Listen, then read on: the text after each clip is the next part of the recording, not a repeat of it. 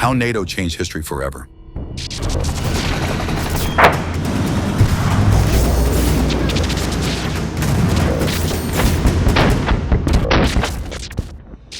For nearly half a century, Europe stood divided by fear, ideology, and barbed wire. Today, we explore how NATO was born out of that tension and how one alliance reshaped global power, security, and the future of the modern world. The war left Europe standing, though barely. Streets lay shattered, homes stood empty, and entire neighborhoods carried the weight of grief. Borders still appeared on maps, yet few believed they were settled. People longed for food, shelter, and rest. But peace arrived with uncertainty rather than comfort. From this uneasy moment came a phrase that soon took on a life of its own. The Iron Curtain described more than a political idea. It marked a real divide that cut across the continent. Western Europe aligned itself with the United States and its belief in elections, open trade, and individual rights. Eastern Europe fell under the influence of the Soviet Union, where authority flowed from the state and dissent carried risk. This division reached deep into everyday life. It shaped what people could read, which leaders they could support, and how freely they could speak their minds. Travel became restricted. News followed different rules. Even hope looked different depending on which side of the line a person lived. Europe no longer shared a common path forward, despite having survived the same war together. The speed of this separation raised an unsettling question. Countries that had fought side by side only months earlier now viewed one another with suspicion.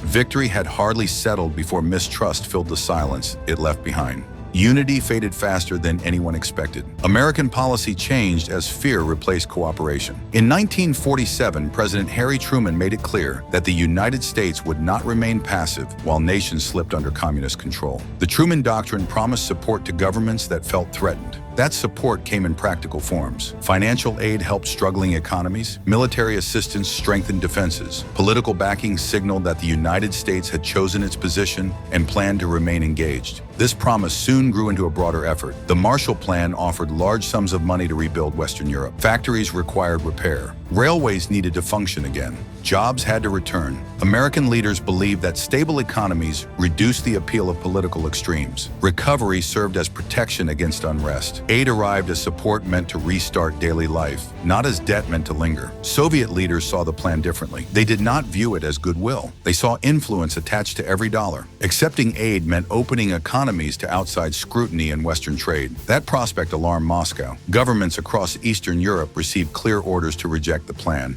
even when their people faced hunger and hardship. The divide between East and West sharpened further, and attention turned toward a city caught at the center of it all. Berlin occupied an unusual place. The city sat deep inside East Germany, which fell under Soviet control after the war. Yet Berlin itself remained divided among the former Allied powers. The United States, Britain, France, and the Soviet Union each governed separate zones. Western districts stood far from friendly territory, surrounded on all sides by land controlled by a rival power. Berlin carried meaning beyond its buildings. It showed that two systems could exist side by side. Shops, schools, and workplaces reflected different ideas about freedom and authority. Residents saw the contrast every day. For Western leaders, Berlin symbolized commitment to shared victory and post-war cooperation. For Soviet officials, it felt like a challenge planted inside their sphere of control. Tension soon turned into action. In 1948, Soviet authorities shut down all land routes into West Berlin. Trains stopped, roads closed, canals fell silent. The intention was straightforward. Western forces would abandon the city or accept Soviet demands. Millions of civilians found themselves cut off with limited supplies. The effects reached daily life almost immediately.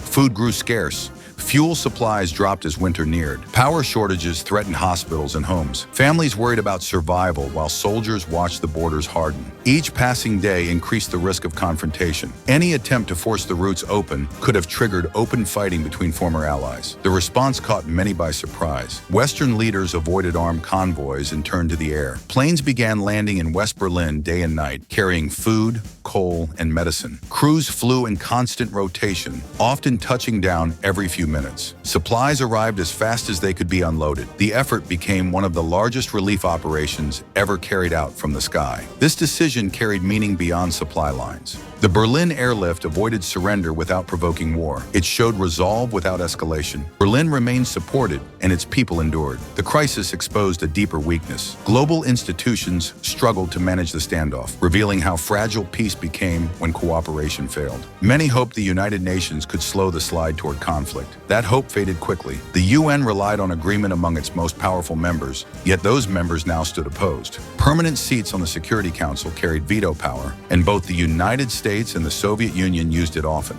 Each veto halted action before it began. Collective security sounded strong in theory, but rivalry stopped it in practice. Western leaders accepted a difficult truth: a system that depended on rivals agreeing could not guarantee safety. Private discussions followed among Western nations. These talks lacked ceremony. They grew from worry and careful thought.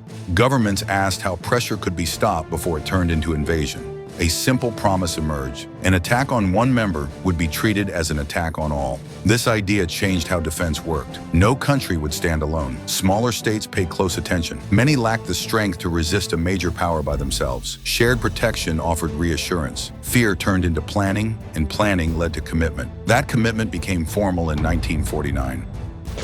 The North Atlantic Treaty Organization, known as NATO, came into existence with 12 founding members, including the United States, Canada, Britain, France, and several Western European nations. NATO defined its purpose clearly. The alliance existed to defend, not to conquer. Any threat against a member would meet a united response. This marked a lasting change in how global security was understood. Peace would no longer rely on distance or neutrality. Preparation and shared resolve became the foundation. Public confidence mattered as much as military strength. NATO leaders worked to explain the alliance to ordinary citizens. Posters emphasized unity. Speeches focused on protection rather than confrontation. Messages aimed to calm fear and build support. Across the divide, Soviet officials offered a different story. They described NATO as aggressive and dangerous. Opinion itself became contested ground. Words joined weapons as tools of the Cold War. Despite sharp rhetoric, NATO helped stabilize relations between major powers. The alliance lowered the chance of direct war. Deterrence relied on clarity. Any attack would bring consequences too severe to ignore. Balance replaced trust as the basis for peace. Attention returned once more to Berlin, where resolve had already been tested. The airlift outlasted the blockade. Supplies continued to arrive, and the city held firm. In 1949, the Soviets reopened land routes into West Berlin. The Berlin blockade ended without concession from the West. Unity and patience had prevailed. Pressure alone had failed. Berlin remained a lasting symbol of division and resistance. Tension did not fade elsewhere. NATO's creation deepened Soviet suspicion. Military forces expanded on both sides. Weapons became more powerful. Planning assumed the worst. Europe became the main stage of this rivalry, filled with bases, troops, and guarded borders. The Soviet response came in 1955 with the creation of the Warsaw Pact. This alliance bound Eastern European states under Moscow's command. Its structure mirrored NATO. Europe now stood divided into two armed camps, each claiming defense as its goal. The separation hardened. What began as temporary measures settled into permanent reality. Over time, NATO's reach extended beyond Europe. The alliance shaped later conflicts and influenced new partnerships. Its survival after the Cold War surprised many. The Soviet Union collapsed, yet NATO remained. The alliance adjusted,